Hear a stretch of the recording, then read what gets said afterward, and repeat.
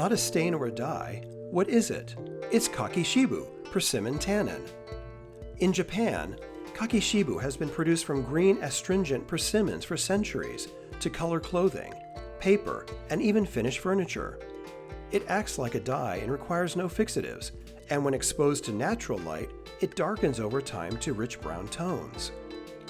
In this new DVD from Lisa Hedstrom, we explore working with Kakishibu Persimmon Tannin on both paper and fabric. Lisa provides a comprehensive overview of working with store-bought Kakishibu, as well as the challenges and opportunities awaiting you to make your own Kakishibu at home. Kakishibu can be used like a dye on a variety of surfaces, and when combined with a variety of shibori techniques and even dyes, it produces wonderful results.